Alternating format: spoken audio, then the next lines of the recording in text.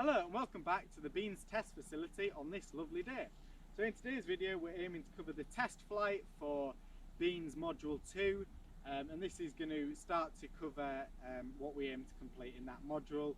So in this test what we're going to be looking at is testing the telemetry system, make sure that works while the plane's flying about, and we're also going to test the auto level functionality, and I'm also going to try to get it tuned up. So let's crack on. So, time for the moment of truth. The telemetry is connected on the computer, so I'm going to take it off in full manual and then I'll probably flip it to auto level when it's flying in some direction it's not going to hit something. So, let's go. It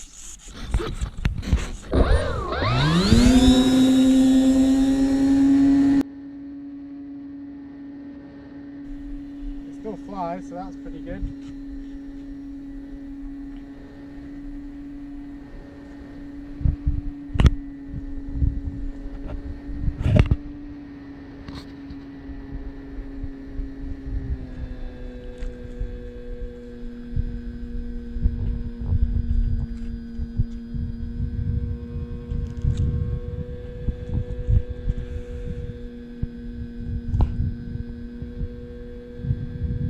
So I'm just going to turn around and then I'm going to flip it into auto level.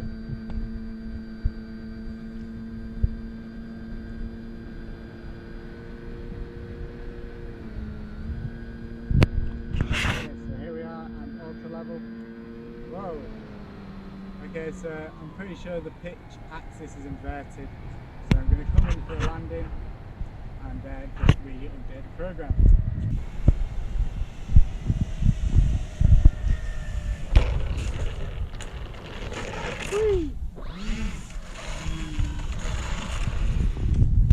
Well, we haven't crashed it yet. Okay, so we've updated the software. It was literally just one line of code to be changed. So now we'll give it another bash.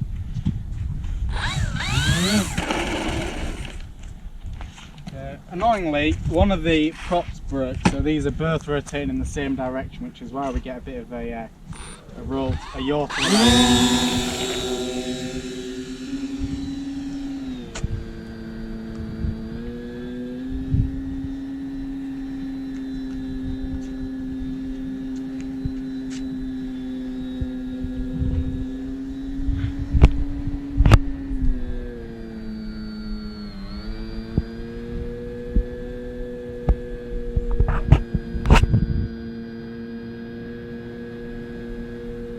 Flying level. I think so.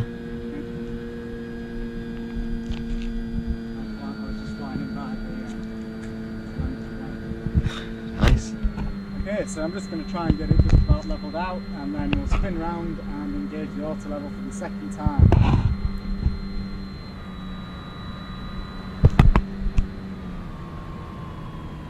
Okay, here we go, and engage. That's it, it's trying to stabilise itself.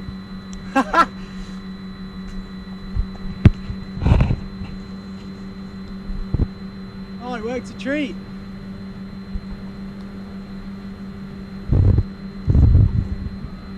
Oh, so there is a little bit of oscillation.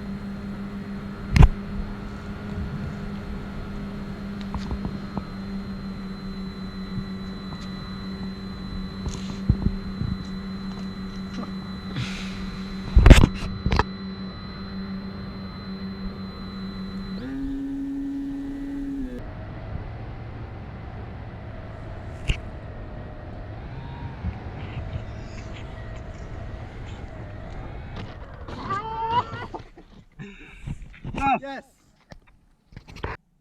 So with that test flight, we've now reached a major milestone in the Beans test program. So what this test flight has shown is not only that the auto level's working, but the system as a whole is working, because to get the auto level working, the whole system needs to work together. So everything inside this black box is the main flight computer, which is an STM32. And this interacts with all the different other sensors and equipment on the plane to make everything work. So first of all, we have the IMU, which is an MPU 6050, and that communicates with the IMU decoder code on the STM32. And this gets the raw gyro and accelerometer data and turns this into a usable pitch, roll and yaw value for the computer. And then this gets fed into the PID loops, which controls the auto level. So we also have my normal RC receiver, and that communicates with the RC. I have an RC transmitter and an RC receiver, and that communicates with the PPM reader in the STM32. So this gets all of the channel data from my controller and allows me to fly either manually or over fly by wire, which is what the auto level sort of does. Then the PPM reader then communicates with the PID loops, and this works with the IMU decoder to auto level the aircraft. Obviously, the PID loops then decide what needs to be done to the aircraft and sends this to the PWM writer, which gives the positions to the servers to actually control the aircraft. The system also communicates to a telemetry transmitter and receiver, which beams down to my PC, which gives that lovely telemetry data, so we can see what's happening to the flight in real time. So all of these systems are working together to make the aeroplane fly in auto level mode. So this flight has proved that everything is working, at least to a semi-decent standard. And now for the rest of this test flight, I'm just going to try my best to tune up the PID loops to get it flying as best as it can.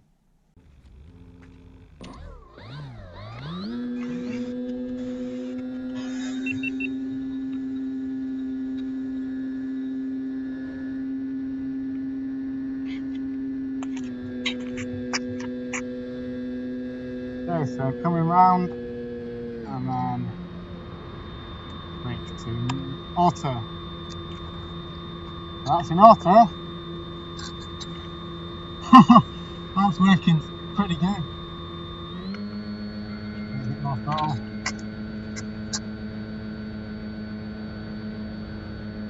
Okay, so we've still got a slight oscillation, but it's definitely reduced. Right, I'm looking at the telemetry now. Okay, I'm going to bring it round for a turn.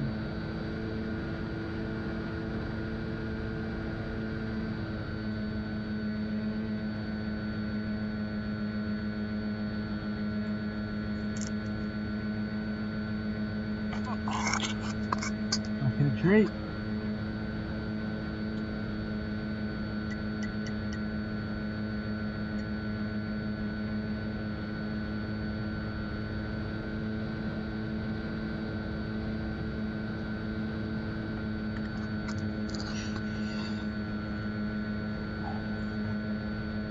Okay, so that has been a very successful test, so I'm going to bring it round and just increase the D on the roll now. So back to manual, put the throttle and glide it in. That was a close one.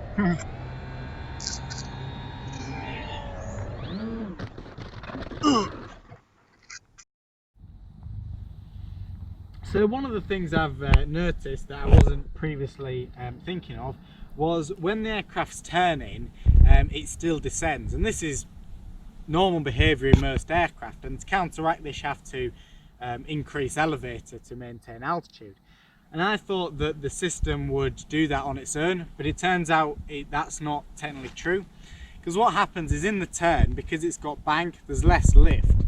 And although the controller's stopping the nose dropping, because there's less lift, the aircraft's still descending in the turn. So what I'm going to have to do now is I'm just going to update the code to increase the pitch by a factor of the roll to keep it level in the turn. So I'm just going to guess at about 25% to increase in the turn, so we'll give that a go. But I need to be careful not to increase this too much, or it could then have a habit of stalling. So I'm going to do that now, and then we'll have another test flight. So now I've just added a fair amount of code to the system. So now when the aircraft's banking, it increases the amount of elevator to try and compensate for the loss of lift due to roll. I've set it up so if it gets to more than 20 degrees it goes back to default, and this is to ensure that if for whatever reason it starts to overbank, the controller doesn't just keep pulling back as hard as it can until it goes into some sort of spin. So there's a bit of safety in there. So let's give it a whirl. Wow.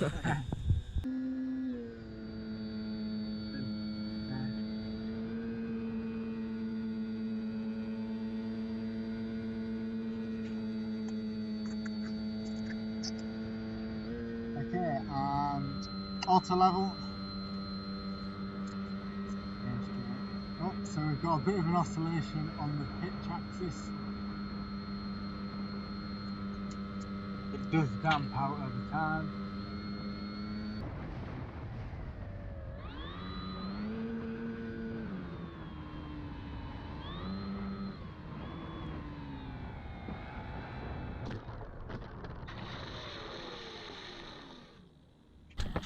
Okay, so I've just changed a couple of things. So once again I've increased the D gain and also tweaked the maximum bank angle because I wasn't happy with how much it was banking. It was originally set to 40 degrees, it's now set to 20 degrees in auto level mode. So without further ado, let's go.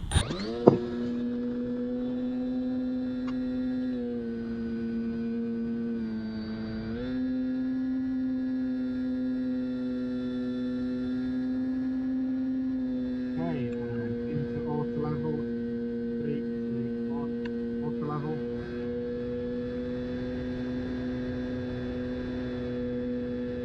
Still works when it's going straight and level. Treat. It has picked up now, so that's quite a good test.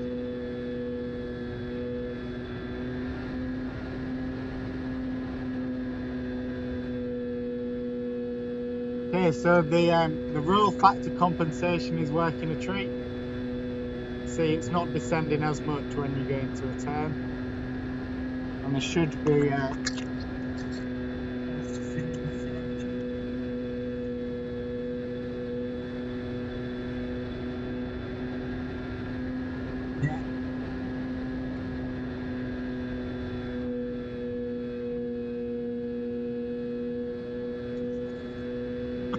It's working it perfectly.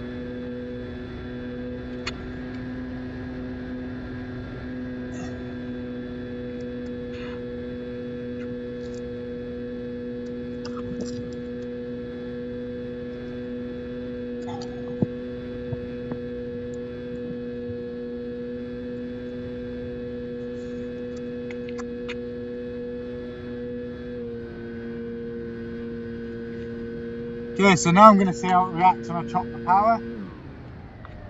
So that's gliding now. Whoa, whoa.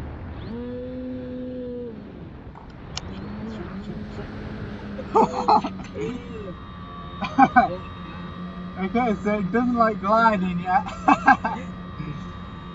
Okay, so that's a big bug.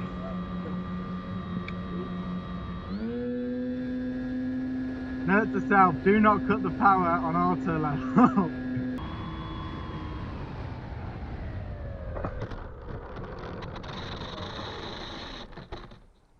Winner, winner, chicken dinner.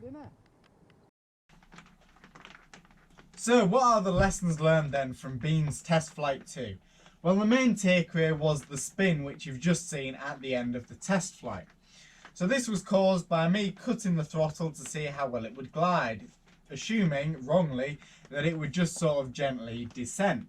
However, it tried to maintain its attitude, I think at about 6 degrees nose up, and as a result it stalled and spun due to how the Bean's wing is designed, with a constant angle of attack across the wing. And because of it being in a stalled spin, it couldn't recover due to control inversion. And this is because when an aeroplane stalls, and particularly the Bean's plane, that when you try and roll to the left, because of how the wing works in a stall, it actually causes the plane to roll to the right. And the auto level was actually making the spin worse and maintaining the spin by trying to correct in the opposite direction. It was maintaining the stalled wing situation. So the solution to this for the next test flight is to implement some sort of throttle and authority limiter. So this will mean that when the throttle is reduced, it limits how much the auto level can pull back on the elevator to prevent it from stalling, and also prevent you from reducing the throttle too much when you're in auto level mode. So I'll figure something out to do that. So the next thing that I need to implement is a proper altitude and heading hold system. So this will be so the aeroplane can stay at a fixed height, because up until now it's just been auto level. So it's been aiming at a fixed attitude and a fixed roll angle. But now what I want to do is get it so it'll follow a specific heading and a specific angle. So thank you very much for watching, and make sure to subscribe for more content like this.